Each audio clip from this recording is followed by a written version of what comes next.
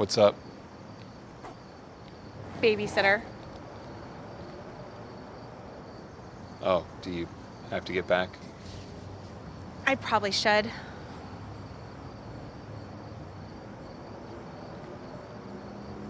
Was that really the babysitter, or are you just blowing me off? What do you mean? I mean, I might be a little rusty at this, but that was an awful date, right? Yes, it was. So it wasn't just me. I mean, I think a lot of it was you. I meant it wasn't just me who noticed it. I think the entire restaurant noticed it. So then why are we trying to force this? Because our sons are close. Yeah, I mean, I guess it would make sense if you and I could make a connection as well. Evidently, picking your dates from your kids' friends' parents isn't the smartest plan. I really should have seen it coming, though. I mean, you're really not my type. Oh, no disrespect intended. I just meant that you're not exactly the type of woman I would normally go for. How so? Well, physically, you're not exactly my type. And what exactly is your type? Well, I guess if I had to put my finger on it, someone like Susan Fletcher. And what about Susan do you find so physically attractive? Come on. You're the one who brought up physicality. All right, fine. I am attracted to her ample bosom and slender frame. So you like big boobs, but not fat? Do you not know what these things are made of? Hey, Susan seems to be making it work, so... These were designed to feed and nourish my baby. All Susans are nourishing are Dr. Rivera's bank account. What?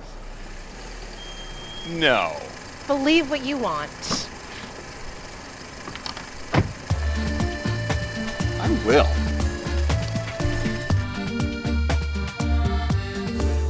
I'm assuming this goes both ways, though. What do you mean? That I'm not exactly your idea of a dream date either. You could say that. Okay, so what's wrong with this? If you were to get a goodnight kiss, I would prefer not to need a stepladder. My height, really? Your seat's so far back, you're practically in the back seat. In some cultures, being tall is the sign of virility. I have 2 kids already. I don't need more virility.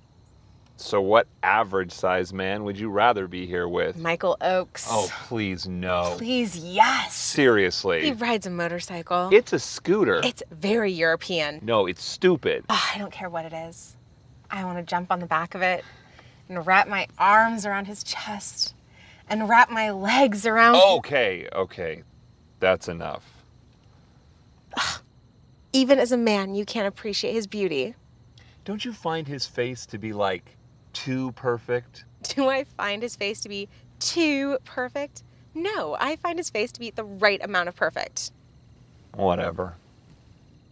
What do you have against Michael? He wears a Speedo to Daddy and me swim class. Leaves very little to the imagination. Wait. What's it like?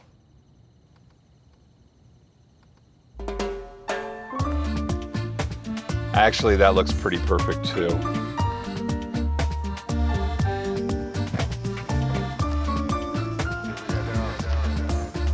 I don't know. Maybe we should just lower our standards. Why? Well, maybe Michael and Susan are out of our league. Maybe, given our situations, we shouldn't be so picky. I loved my ex-husband, but I definitely lowered my standards to marry him. And when he cheated on me, I wanted to kick him to the curb over there, but I lowered my standards again and I gave him a second chance. The son of a bitch left me anyway. It's because of my situation that I have to be so picky. Yeah, but aren't you worried your high standards will cause you to end up alone? I have 2 kids. I'll never be alone again. Actually, I meant alone in a biblical sense. I'd rather be celibate for the rest of my life than to be with someone less than perfect. Wow, I could not have that level of conviction. Why not? I have 2 priorities in my life. The health and happiness of my son is number 1, Having sex is number 2. I'm serious. Getting laid is my number 1 non-kid related priority. But I don't know how to do it. Yet, as you previously mentioned, you've conceived a child. I know how to have sex. I don't know how to get a woman to want to have sex with me.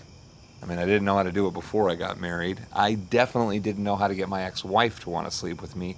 And I didn't think it was possible to be having less sex than those 2 previous situations. And yet here we are. Maybe you need to lower your standards. I've lowered them below the requiring a second person to be involved point.